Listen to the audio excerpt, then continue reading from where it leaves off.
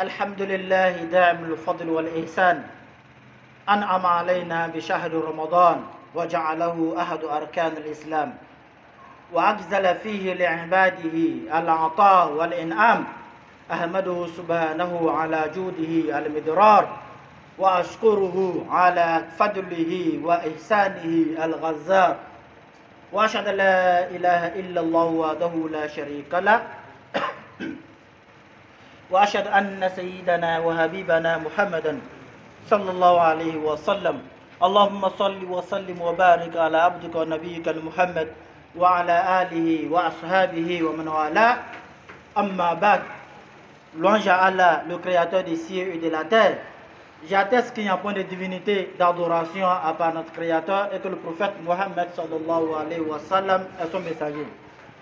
Chers frères et sœurs de la foi, notre sermon aujourd'hui porte sur les préparations de carême, de mois glorieux que Allah nous a fait grâce. Il y a certaines personnes qui en avaient fait carême ensemble dans cette mosquée qui ne sont plus là aujourd'hui avec nous pour faire carême à venir. Voilà aussi, c'est Allah seul qui sait parmi les visages aussi ainsi que moi qui va trouver encore le carême qui reste quelques jours seulement ou bien 2 jours, mais quelques heures seulement, chers frères de la foi.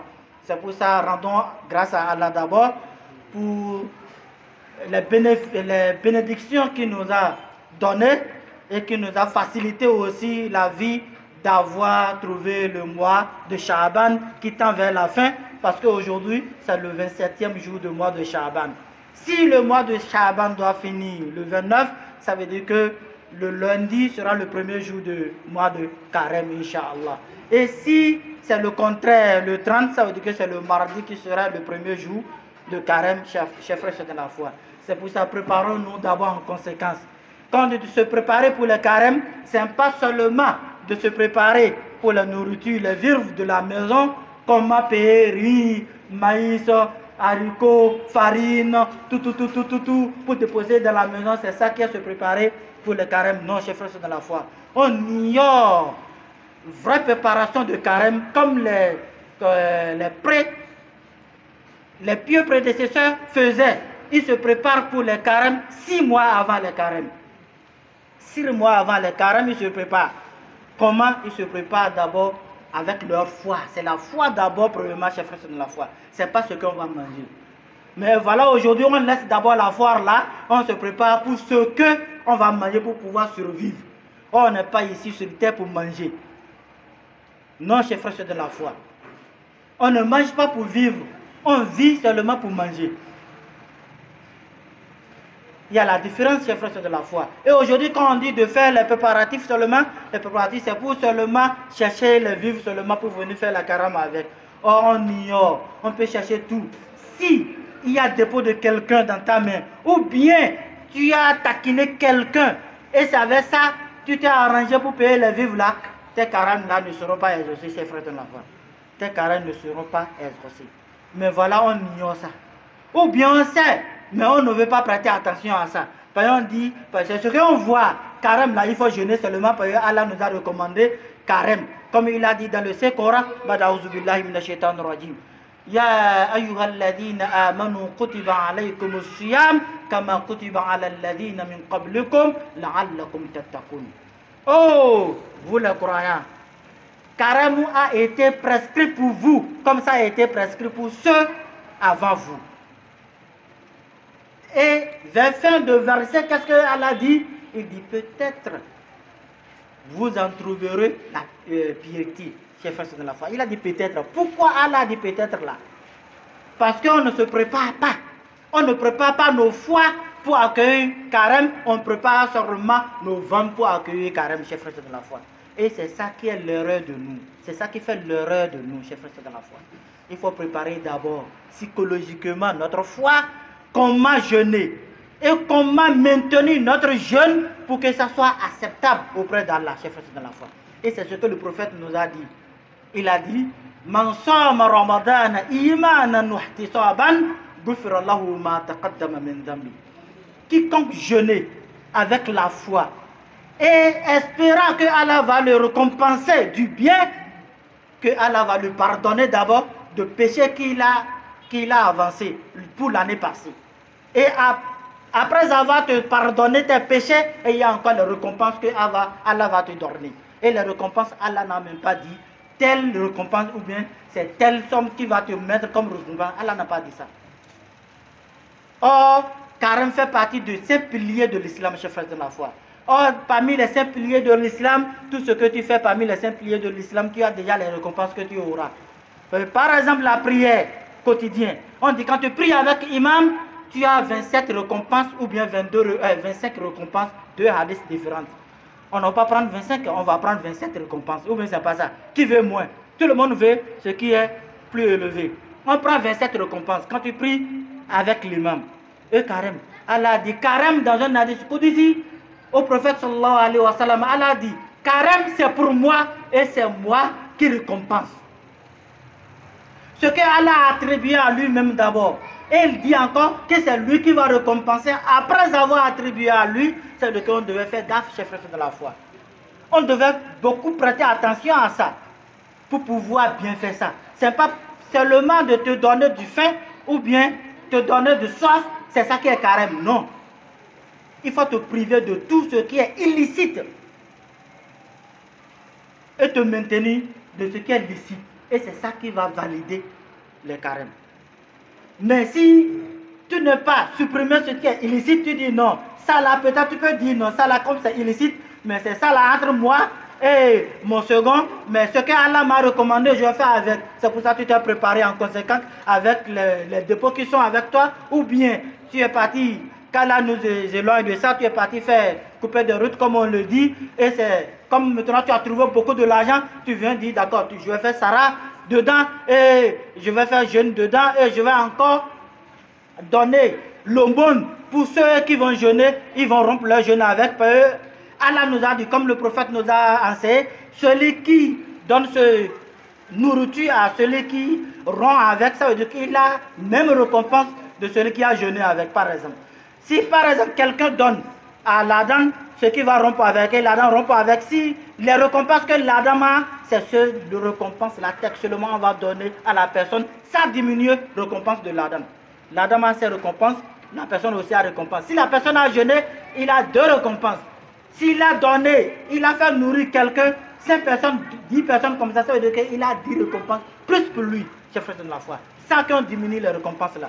Si c'est ça qui est dans ta tête, même si je dribble quelqu'un, c'est ça je vais faire que Allah va accepter, je trompe-toi, chef frère de la foi, il faut te détromper. Ça ne serait pas valable. Pour toi n'est pas valable et ce que tu as fait encore n'est pas valable. Parce que le prophète a dit sallallahu alayhi wa sallam, inna Allah tayyib la yaqbal illa tayyiba. Dieu est propre et il ne prend pas si ce n'est que ce qui est propre, chef de la foi. C'est-à-dire que si Dieu est propre et il a attribué carrément à lui-même, ça ne veut pas dire que les autres piliers c'est pas pour Allah, c'est pour lui. Mais pourquoi il a attribué ça là à lui? Notre temps ne va pas nous permettre de détailler, mais pour nous faire comprendre seulement pourquoi il a attribué à lui, ça veut dire qu'il faut au moins prendre conscience, chers frères de la foi. Comme le prophète nous a dit, l'hadith que je viens de citer, ce qui est propre, ce qui est licite, c'est avec ça que tu dois jeûner et c'est avec ça que tu dois rompre.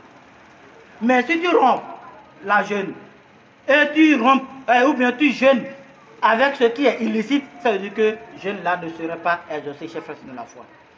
Et c'est aussi valable pour ceux qui engagent les gens, des travailleurs ou bien des ouvriers et ils ne le payent pas. Or c'est avec ça les ouvriers aussi veulent se préparer pour les carèmes. Or toi tu t'es déjà préparé et tu penses que même si tu ne les donnes pas, toi tu es déjà prêt pour toi-même. Si tu ne le donnes pas, ça ne t'engage pas et tu vas garder leur somme là. Tes carèmes aussi ne seront pas valables, chers frères de la foi. Eux, ils vont souffrir, ils ont souffert pour travailler pour toi, il faut les payer. Comme le prophète a dit dans un autre hadith, il a dit, il faut payer aux ouvriers avant que sueur là se sèche, chers frères de la foi. Là, c'est une recommandation que le prophète nous donne. Qui fait ça aujourd'hui? Quand tu es un ouvrier, il va finir d'abord et il va marcher aller-retour, plus que les jours même qu'il a fait le travail pour toi, avant que tu le donnes. Soit tu le donnes un peu, tu dis il va revenir. Or, tu as les moyens de donner complet. Voilà, si tu le fais, ça veut dire que tes carèmes ne seraient pas exaucés, chers frères de la foi. C'est ce qu'on ignore chaque fois et un jeûne.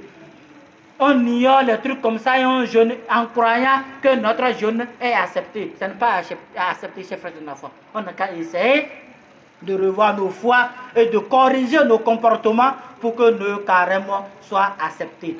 Parce que rien ne nous prouve que nos carêmes sont acceptés, chers frères de la foi. Si rien ne te prouve que tes carêmes sont acceptés ou bien ta prière est acceptée, il faut t'éloigner de toute soupçon qui va anéantir les bonnes choses ou bien des bons actes que tu es en train de commettre, chers frères de la foi. Mais quand on le dit, on dit non. Et Allah, lui, il est pardonneur. Certes, il est pardonneur, mais il a déjà recommandé. Il a dit, ne fais pas ci. C'est parce qu'il est pardonneur, c'est pour ça qu'il a dit, ne fais pas.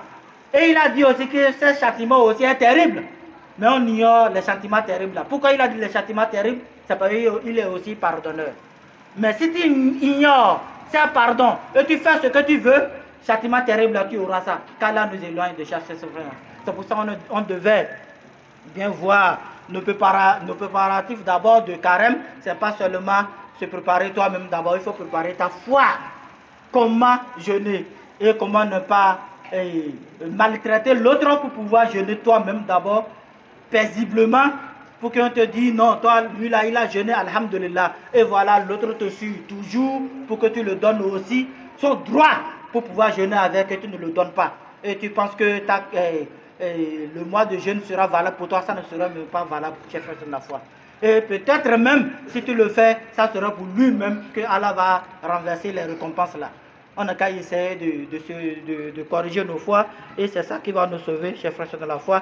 C'est le peu qu'un peu dit. Pour ça, Inch'Allah, qu'Allah nous prête longue vie et qu'il nous facilite la compréhension de la religion et qu'il nous éloigne de tout acte qui va nous conduire vers l'enfer.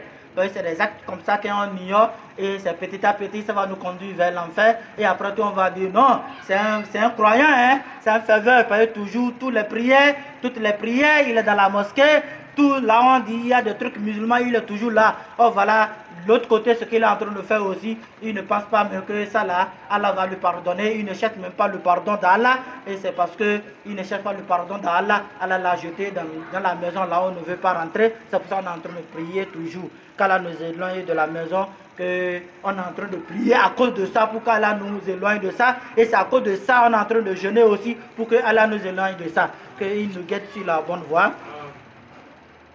Inna Allah wa malaikatahu yusalluna ala nabi. Ya ayyuhalladhina amanu sallu alayhi wa sallimu taslima. اللهم صل وسلم وبارك على عبدك ونبيك محمد وعلى آله وأصحابه أما بعد قوموا إلى صلاتكم يرحمني رحمكم الله قوموا إلى